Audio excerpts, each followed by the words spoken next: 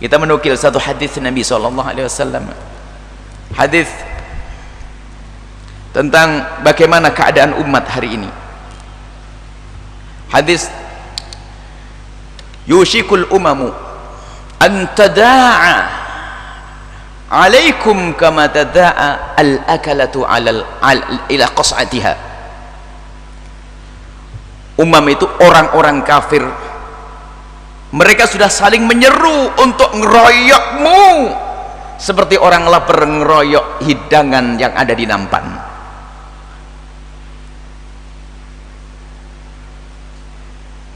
Faqala qail, lalu ada yang bertanya dari sahabat Nabi, amin qillatin nahnu yauma idzin, apakah karena kami sedikit ya Rasulullah kok sampai kita mau dikeroyok oleh musuh-musuh itu?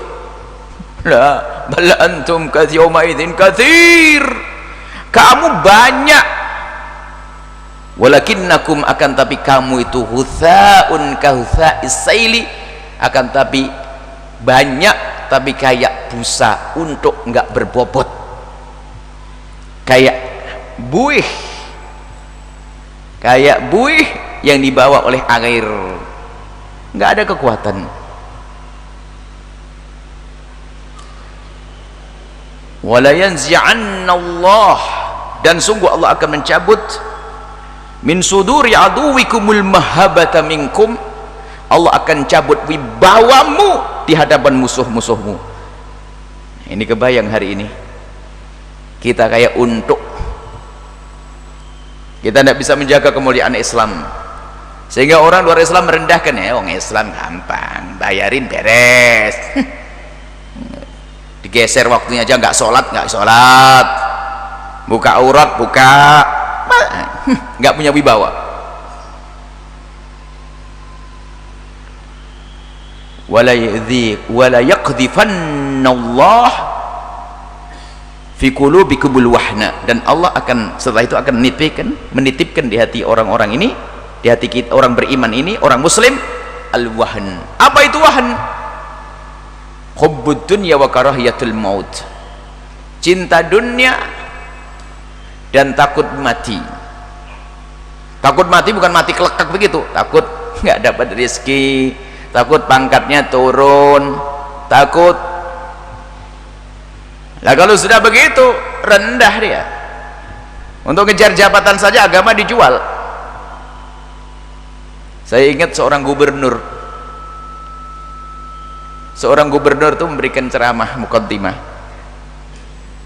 Betulan kami hadir waktu itu, karena gubernur datang tempatnya ustadz lagi bangun pondok.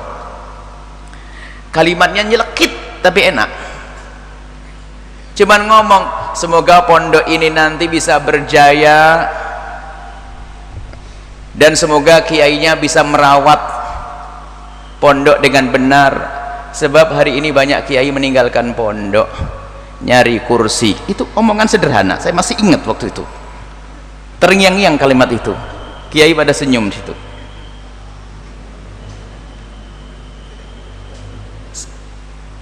Di Kalimantan sana, sebelum diganti oleh gubernur yang lain waktu itu, kami ingat omongannya sederhana tapi pas. Ini dan itu, kalau sudah orang itu hubbud dunya, cinta dunia, maka ketahuilah akan menjual agamanya dengan bahasa macam-macam. Alasannya ingin menggedekan pondok. Nanti kalau kita dukung ini, nanti pondok kita dibangun. Bukan umat yang dipikirkan ternyata, pondok itu pribadi loh ya. Ada pondok terbesar, pondok termegah, siapa yang diangkat? Kiainya kan? Kiainya. Jadi rupanya bukan mikirkan umat. Kalau kita milih dia, pondok kita bakal makmur. Aji pondok, umat ini harus kita pikirkan. Umat baginda Nabi lebih luas, jangan urusan pondok. Ada lebih kecil lagi urusan pribadi. Nanti kalau naik kita akan diangkat jadi apa? Astagfirullah. Izzah hilang, kemuliaan sudah hilang, wibawa umat hilang.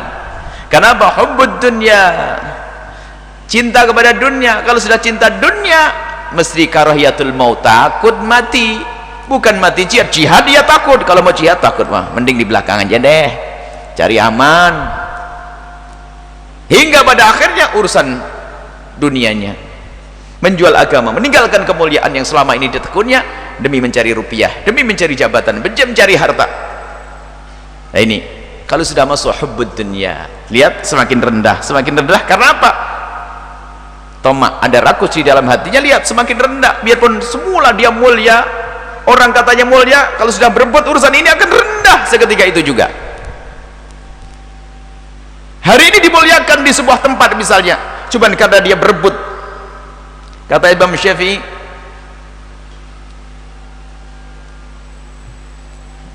jifah ini apa? Dunia ini seperti bangkai yang dikerumuni oleh kilabuhunna, anjing-anjing yang mengerumuninya. Maka kalau kita ingin berebut, ya ingin bersama mereka. Nah ini, kemudian kita perlu jelaskan masalah hubbud dunya dan az-zuhud. Hubbud dunya ini adalah yang orang mengurusi dunia sampai menjual agamanya, meninggalkan kemuliaan agamanya, menjadi merendahkan agama. Kalau orang kaya nggak ada hubungannya dengan hubbud dunya atau zuhud, nggak ada. Hubbud dunya itu bisa dimiliki oleh orang yang sangat fakir. Sudah fakir nyungsep, itu hanya cari duit 200.000 seminggu, itu nggak sholat. Lihat. Jadi kalau urusan hubbud dunya bukan harus orang kaya, begitu sebaliknya, tidak jaminan orang kaya hubbud dunya, tidak. Orang kaya tidak jaminan, nggak ada hubungannya. Kita tidak bicara orang kaya dan larat, itu urusan hati, bagaimana urusan kita dengan dunia. Dan tengok dirimu sendiri, jangan sampai hanya urusan gaji berapa saja tapi anda buang agama anda. Anda tuh bisa milih, kalau tidak bisa kerja di kantor, anda bisa jualan teh kok. Bos teh ada yang kaya raya kok, betul tak? Rizki dari Allah, makanya halal ini penting, mulia. Tapi kalau sudah orang hubbud dunya, takut melarat, bahasanya lain. Hubbud dunya takut sengsara. Bukankah kesengsaraan itu memang sudah jatah? Biarpun orang kerja banting tulang, kepala jadi kaki, kaki jadi kepala, kerja yang lembur, tetap saja nyungsep ada kok. Ada nyungsep itu kerjanya dari dulu begitu, Masya Allah. Semoga Allah memberikan kepada kita fid dunya hasanah, di dunia kebaikan, kan gitu. Cuman itu yang perlu ditata oleh Ibn Athaillah As-Sakandari. Jangan kau rendahkan dirimu karena ketamaan yang ada di dalam hatimu. Pangkaslah ketamaan kerakusan. Oh rakus.